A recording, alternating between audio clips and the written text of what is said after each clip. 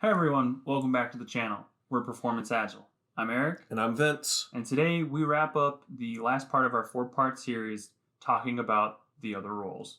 So we're talking about the other roles in Agile. So our quote, because we're talking about people, is from John C. Maxwell. And John says that everyone has the potential to be an encourager. You don't have to be rich, you don't have to be a genius, and you don't have to have it all together. All you have to do is care about people and initiate. Wouldn't it be amazing if all businesses were all set up the same, simple, not complex at all?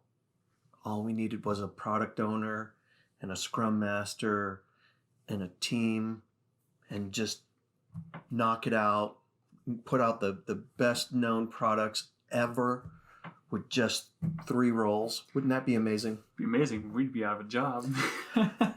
Well, so here's the thing. Businesses are not that simple, right? They're not that simple. Mm-mm. And when we were talking earlier about all of the people that are involved in just the decision to even start the Agile journey, Mm-hmm. We're talking about, layers of leadership and managers, and other people that we refer to as other teams of teams. The organization is a team of teams. So we're gonna talk about some of those key influential roles that affect the product that delivery model, and that work from initiation into that intake process that finally works its way down to the team. Mm-hmm. We're going to talk about some of those folks today. What do you say? Sound good? Sounds good.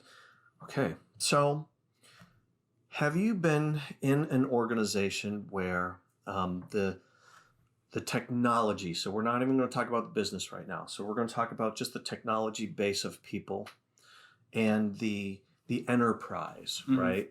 So the enterprise, depending on the size of the company and the complexity of the products that we're supporting or creating, it is just super big and super complex. We need people like solution architects, software architects, data architects, and a variety of engineers and different disciplines that provide their knowledge and their expertise in a variety of different ways, right? So we've got some places, in some cases, we have, like mainframes, we have virtual platforms, we have microservices, we have cloud-based platforms, we have a variety of different infrastructure pieces that our product team is plugging into. Yeah. So it requires a lot of expertise and a lot of very smart people who are working to support and guide all of the products and the services that we are providing in these Agile frameworks. Mm-hmm. So they're very important. Would you not agree?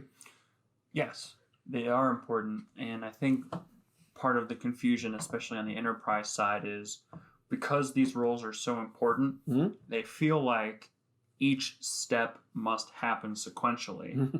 And, whenever you say that, it's like, okay, it has to start with the customer or the client, and then it has to go to architecture, and then it has to go to the solutioning architect, and then the security architect, and it's very phased in who the ball rolls along to next. It's like, well, doesn't that feel like a very waterfall approach to things? What's your response to that? So my response to that is, if that is indeed true, then we haven't, in our Agile transformation, we haven't reached out and touched and affected all of these other roles yet, right? That's why we're talking about them, because they do play a part in the Agile transformation. They are key people. Just because the Scrum Guide doesn't call them out specifically as being part of the team, they are. And that's not everybody. So we still have other people that we need to talk about, right? So let's talk about some of those other people and we'll tie it all together. Excuse me. So if we have a group of leaders on the technology side, then we most likely have a group of leaders on the business side. Wouldn't you think? Mm-hmm. Sure. So those business leaders have a variety of different roles and reasons why they meet and agree to, what gets funded, like where are we going to spend our money and what initiatives are we going to support, what products are we going to continue, and what products are we maybe going to discontinue. Sure. Sunset some stuff. Those are business decisions, right? Those aren't necessarily some architect's decision, though the architect may say this particular product, the lifespan of this product is coming to an end. And here's why. The platform and the infrastructure that this product resides in, it is becoming old and outdated, and we are going to be at some point unable to support this. So we either need to modernize this product into a new environment, a new platform with a new software stack, a new infrastructure. And so we need to plan for that. Or we don't, right? Sure. Mm-hmm. So those kinds of decisions are being made, and they should not necessarily affect the day-to-day operations of our team. Right. So those are the people that are often left out of the conversation, left out of the dialogue, but are absolutely key people in these large organizations.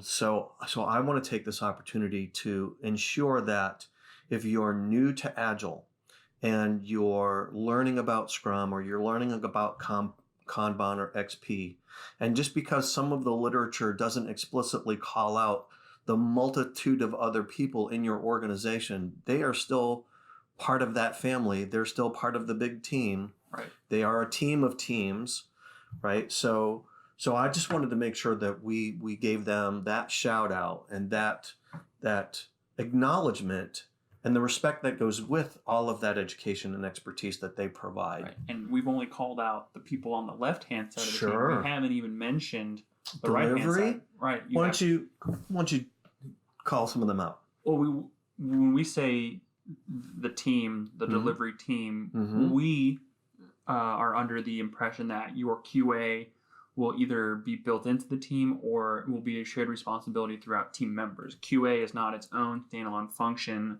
on our version of the team, correct? That is correct. So we operate under that assumption that QA is highly involved down at the team level. They're not their own standalone. Oh, our coding is done. We're going to kick it over the wall to QA, and then QA is going to kick it over the wall to It's a very siloed approach. Right. We're not doing that. But sometimes the operation, if they're not built into a Scrum team, you don't have a DevOps relationship going on. They can still be their own little independent function where they put all the packages together and get everything deployed. But then you're going to have operations prod management. You're going to have those folks that go out and squash bugs and handle outages. Yeah. I think what I'm about to say might make some people uneasy. Because we don't want to suggest that, the roles that people currently perform, we want to respect what people, the roles and the things that they do. However,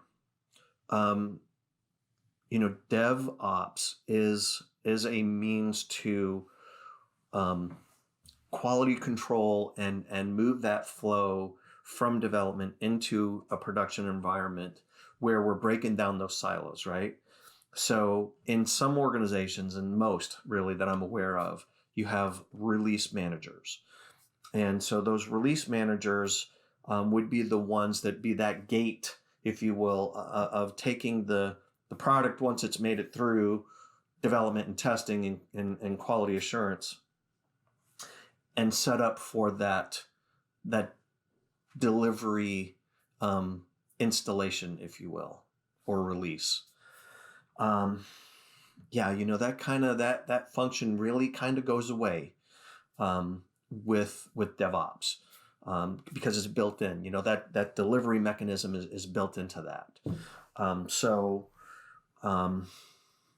So that's maybe something that, we as we find efficiencies in the process, we need to find some a way for that role to be absorbed into the organization, into this process, so those people can still continue to work and provide value, right? So we need to do maybe a better job of that in some places, but yeah, that is probably one area where, on the right of development, where there's still probably some good a lot of room for improvement.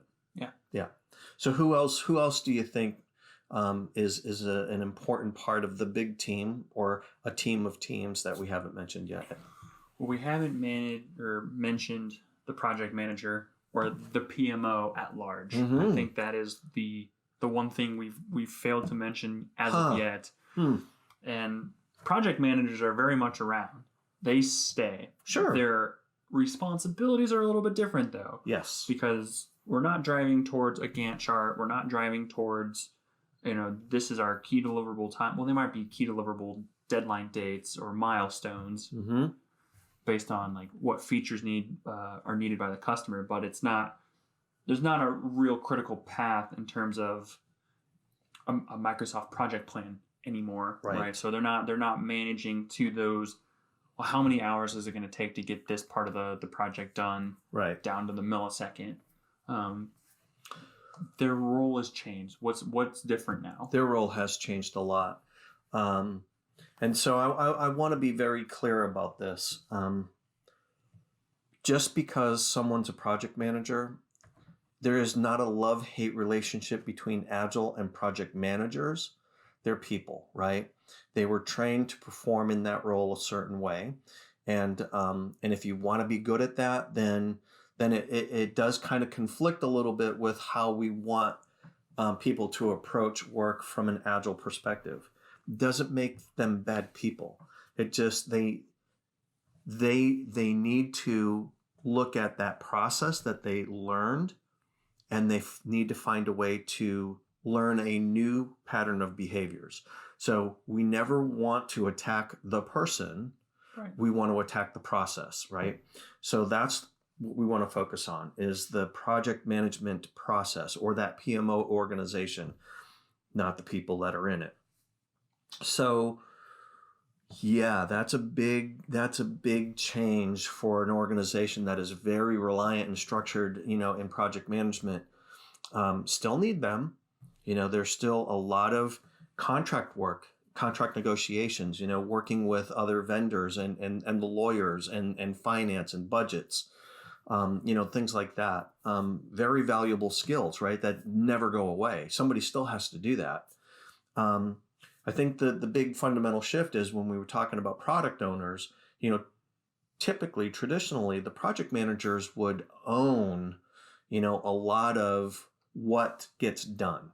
Well, it's their project plan. Yes. And when dates start slipping, they're decision makers, right? Well, the director or the VP is going to come to the project manager and say, why are you behind? Right. So or are you going to make this up? Give me a get well plan. Yeah. And let's get this back on track. So the project manager has typically been on the hook to resolve those things, right? That is not the case. It's on the team. Well, it's on a variety of different roles, but it's built into the process, right? So it's not necessarily the responsibility of any one person now.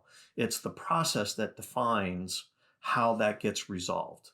So another key aspect of what project managers do and how they might want to interact with the team in a different way is how the work is tasked out and controlled, typically by the project managers in the past.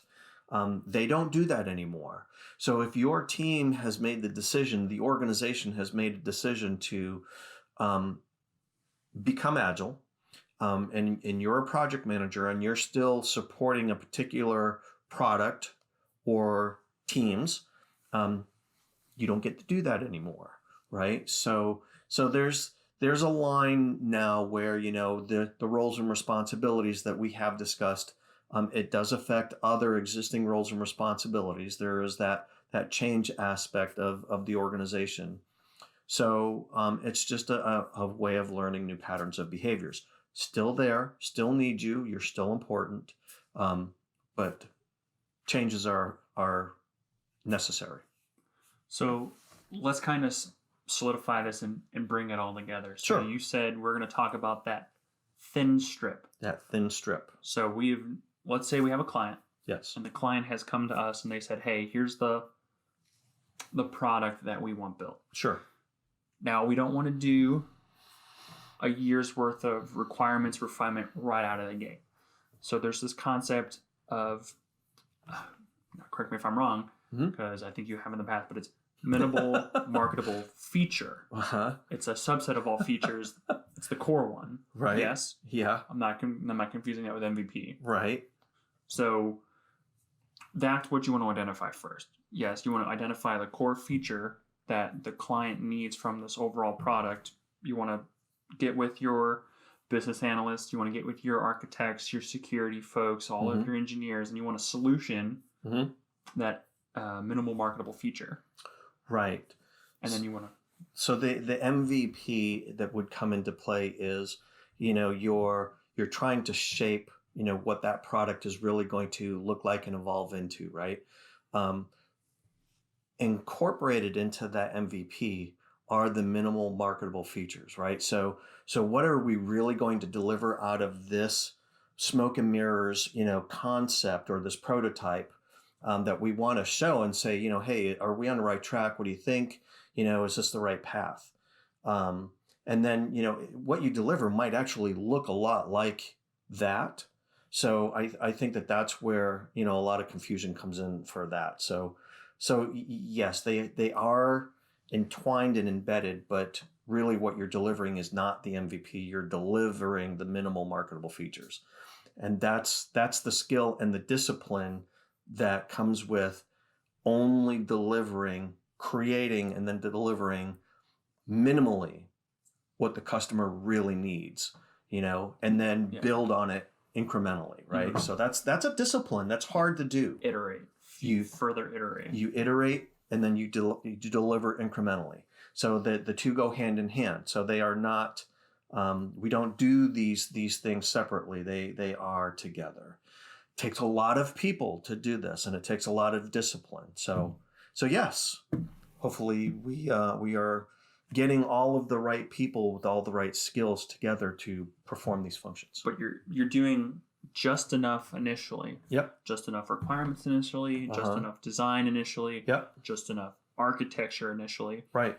But you're bringing in all of these other roles. You're bringing in the analysts, the engineers, the architects. You might even bring in some senior developers with some ground truth knowledge of how these systems might actually operate in the hands of a user. Yeah. You might even bring in some users. Bring in your QA. You bring in ops who has to deploy this. Like you so many people, right? You're starting to get everybody involved on a small little piece of the overall bigger picture. Right.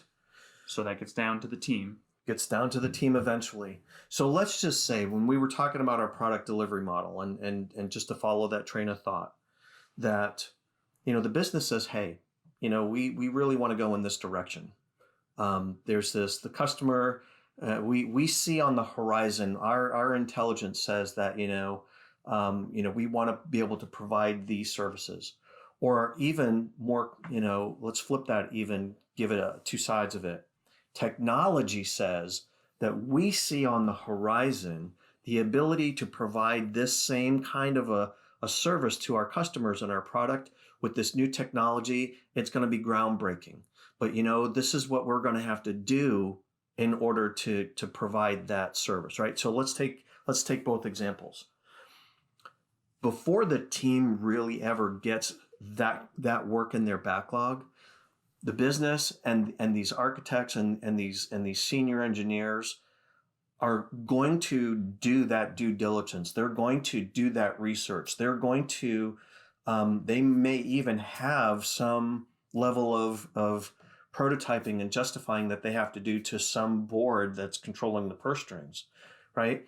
So So they are saying, yes, we can do that, or no, we can't do that, because we don't want to put work into the queue of the team and say, this is what we want. And the team's, going to go through all the motions to define that and understand it, just to turn around and go, we can't do that. That's a great idea, but I'm sorry. Our current environment doesn't do that. So that's where some of these other people, come into play and lay that groundwork so that flow is smooth. And we make that decision and we decide to fund it, and the work flows down and the team says, check. Mm-hmm. So, yeah. So let's say following that, we get the check, we get the thumbs up. Mm-hmm. We've identified one minimal marketable feature. Mm-hmm. We've done the requirements with the requirements team, the engineers, the architects, everybody's been on board. The security folks Mm-hmm. have given their design considerations, Mm-hmm. and it is now with the team. Mm-hmm. Now, does the work at the requirements level with the engineers and the architects, does that stop? No. No. They go on to the next minimal marketable feature, Right. but they're doing it on just a small scale. Right. Building on. Incrementally. Right. Correct. And yes. When you look at that graphically, Mm-hmm. it kind of has a stepped down design. It kind of looks like a little itty bitty tiny waterfall. But the thing about it is that you're completing 100% of one thing before you start the next thing, right? You're completing a thing that can be used by the customer right now in a very short time span. Yeah. Rather than saying, okay, we'll come back to you in 2 years with whatever you asked for. Yeah, so it's a very different mindset, which is why we do this, right? We switch from that old way to this new way. Right. So that thin slice of how we decide what that is and whether or not we can support it and what we need to invest in to make that happen. So get it into the hands of the people who can create the best possible solution and then deploy it takes a village, right? Mm-hmm. So it's not just a product owner, it's not just a scrum master, and it's not just a team or a couple of teams of 5 to 9 people, right? It takes a lot more. So that's the whole crux of our conversation today, folks. We're just trying to bring to light that given the size and complexity of your organization, and the organization has made a decision to become agile and to move in that direction and to change the way that the organization operates, still a lot of very key and important people that are involved in this whole journey. Well, that's it, folks. That's it for another video. We appreciate you joining us on this one. If you like what we do, don't forget to leave a like, a comment, subscribe to the channel, turn on notifications. And if you really like what we do, please share this with your friends and coworkers, and we'll catch you on the next video.